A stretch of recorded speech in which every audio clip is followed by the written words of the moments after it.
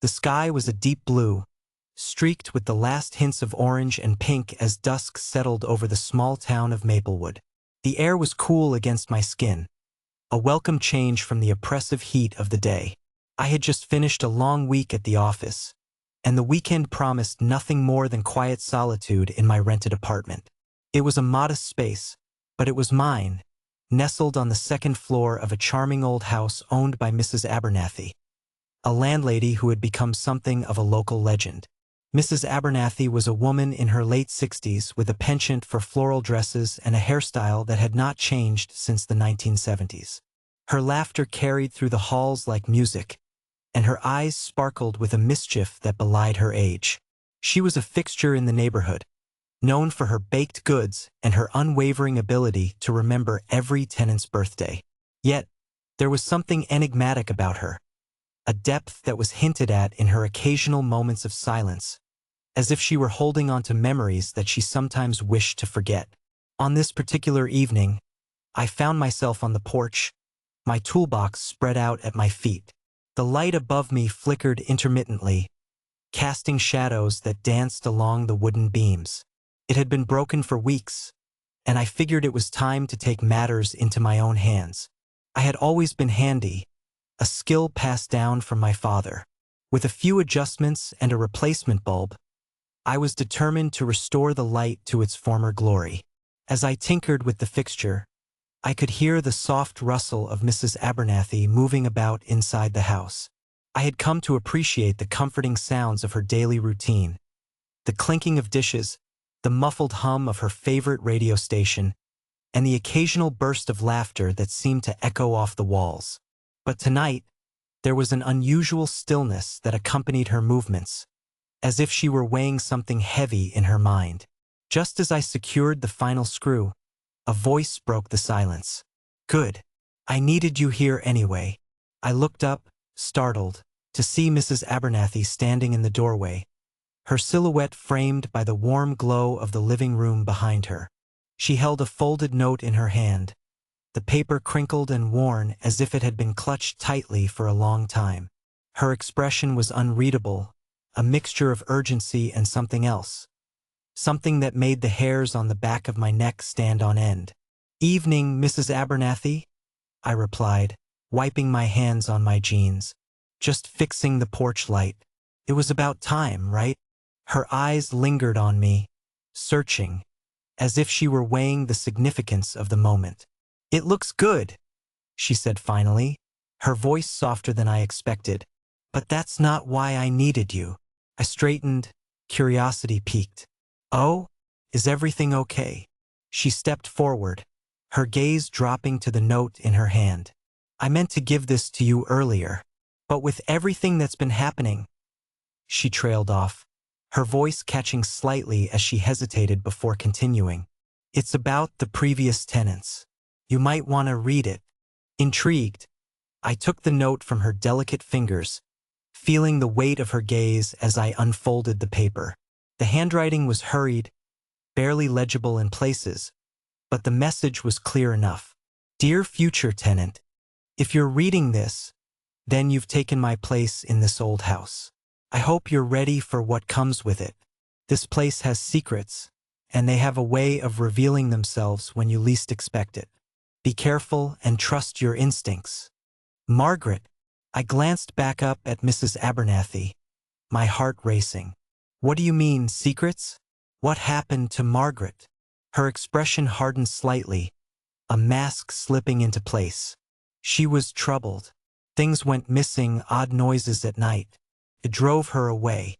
But I thought, surely, a new tenant would be different." Her voice trembled as she spoke, the weight of her memories becoming palpable in the air between us. I shifted uncomfortably, the evening chill creeping in around us. "And you think I'll experience the same things?" Mrs. Abernathy stepped closer, her eyes boring into mine with an intensity that made me uneasy. "I didn't want to scare you away, but I need you to be aware. There are things in this house, things that don't belong to the living."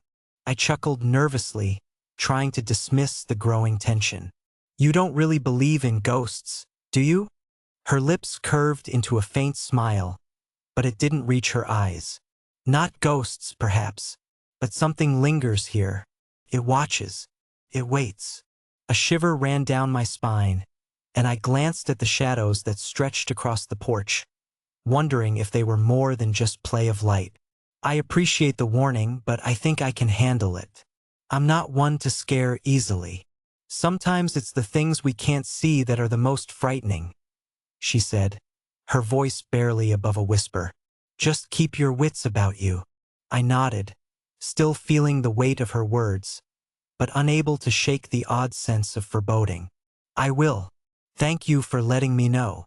As I turned back to the light fixture, I could feel her eyes on me, heavy and searching. I should let you finish your work, she said finally, retreating into the house. But if you need anything, if you ever feel uneasy, don't hesitate to come to me. I nodded again, though a part of me wished she had stayed a little longer. I could sense there was more she wanted to say, but the door closed softly behind her, leaving me alone on the porch with the dim light overhead. I resumed my work, yet my mind was racing with thoughts of Margaret and the secrets that might still linger in this old house. Part of me was skeptical. After all, I was a man of logic and reason. But another part of me couldn't shake the feeling that there was more to the story, something lurking just beneath the surface. As the last rays of sunlight faded, the world around me transformed. The shadows grew deeper, more pronounced, and the wind rustled the leaves in a way that felt almost like whispers. I finished with the light, and it flickered to life, illuminating the porch in a warm glow. But instead of reassurance, the light only seemed to amplify the growing tension in the air. With a sigh, I gathered my tools and prepared to head inside. Just as I reached for the doorknob, I heard a soft sound, a shuffling, almost a whisper, coming from the stairwell leading to the basement. I froze, my heart racing as I strained to listen. The sound came again, a faint shuffle followed by a soft thud. "Hello!" I called out, my voice echoing unnaturally in the stillness. There was no response, just the silence of the house settling around me. I shook my head, trying to dismiss my growing unease. It was probably just the house settling, I told myself, or perhaps a raccoon that had found its way inside. I opened the door, stepping into the warmth of my apartment, but the feeling of unease clung to me like a shadow. I tried to focus on the mundane, making dinner, watching television, but my mind kept drifting back to that note, to Mrs. Abernathy's warning, and to the strange sound echoing from the basement. As night enveloped the town, I decided to settle on the couch with a book, hoping that the distraction would calm my racing thoughts. But as I read, the words blurred together, and I found myself glancing at the clock, then the door, and finally the dim hallway leading to the basement. The shadows seemed to shift and sway, and I could almost swear I felt a presence lingering just out of sight. Finally, I set the book down with a sigh. "I'm being ridiculous," I muttered to myself. But as if in answer, a soft creaking sound echoed from the hallway, the unmistakable sound of footsteps. My heart raced as I stood, every instinct telling me to investigate, to confront whatever lay in the darkness. I made my way cautiously to the basement door, my heart pounding in my chest. The old wood creaked beneath my weight as I descended the stairs, the cool air sending a chill through my body. The light from my phone illuminated the narrow passage, casting long shadows that seemed to dance along the walls. "Hello!" I called out, my voice trembling slightly. There was no answer, just the sound of silence enveloping me like a thick fog. I stepped further into the basement, the air growing colder with each step. The shelves were lined with forgotten items, old furniture, boxes of clothes, and dusty knickknacks, remnants of lives once lived. As I turned to leave, something caught my eye, a glint of metal in the corner of the room. I approached cautiously, my curiosity piquing despite my better judgment. It was an old locket, tarnished and worn, half buried under a pile of newspapers. I picked it up, feeling its cool weight in my palm.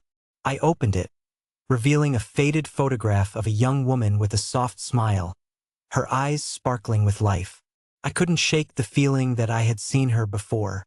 As I studied the photo, a chill ran down my spine, and I felt a sudden wave of sorrow wash over me. It was as if the locket held not just a memory, but a piece of the past that had been waiting for someone to uncover it. Suddenly, a loud thud echoed through the basement, breaking the stillness and causing me to jump. I turned sharply, heart racing as I scanned the room. "Is anyone there?" I called out, my voice trembling. Silence. Just as I was about to leave, I heard a whisper, barely audible but unmistakable. "Help me." The words sent a wave of dread coursing through me. I stumbled back, the locket slipping from my fingers and clattering to the floor. I turned and fled up the stairs, heart racing, and barely paused to catch my breath as I slammed the door behind me. I leaned against the door, trying to steady my breathing, but my mind was racing. What had I just experienced? Was it my imagination, or was the house truly haunted by the echoes of the past? I paced the living room, trying to make sense of it all, when a soft knock interrupted my thoughts. I turned to see Mrs. Abernathy standing in the doorway, her eyes wide with concern. "Are you all right?" she asked, her voice laced with worry. I heard a commotion. I opened my mouth to respond, but the words caught in my throat. I wanted to tell her about the locket, about the whisper, but I hesitated, unsure of how to convey the depth of my fear. I'm fine," I finally managed, though my voice was shaky. "Just a little startled." She stepped inside, her gaze searching mine. "I know this house can be unsettling. It has a way of bringing out emotions, memories that linger long after the people are gone." Her eyes flickered to the basement door before returning to me. "But you're safe here. You can always talk to me." I nodded, the weight of her words settling over me like a comforting blanket. "Thank you, Mrs. Abernathy. I appreciate it." She offered a small smile, but there was something deeper in her gaze, a flicker of understanding.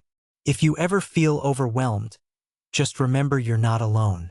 This house has a way of making people feel isolated, but we're all connected in our experiences." As she spoke, I found myself drawn to her words, the wisdom she offered resonating deep within me. "I'll keep that in mind," I replied. She nodded, and for a moment, the air between us was charged with an unspoken bond. "Now, why don't you come join me for tea? It'll help calm your nerves." I hesitated but found myself nodding in agreement. "Sure, that sounds nice." As we moved to the kitchen, I felt a sense of relief wash over me. Perhaps I wasn't as alone as I thought. Maybe I could share my fears and experiences with her, find solace in the knowledge that I wasn't the first to encounter the house's mysteries. As we sat together, the steam rising from our cups, Mrs. Abernathy began to share stories of the house. Tales of laughter and love, of loss and longing. Each word seemed to weave a tapestry of connection between us, threading together the past and present in a way that felt almost magical. And as the evening deepened and shadows danced along the walls, I realized that the house, with all its secrets and whispers, was not just a place of fear but also a sanctuary of memories, an invitation to confront the past and embrace the present. At that moment, I understood that I was not just a tenant in a house. I was part of a story that had been unfolding for decades. And as I looked into Mrs. Abernathy's wise eyes, I felt a glimmer of hope that perhaps, just perhaps, I could find a way to turn the shadows into light.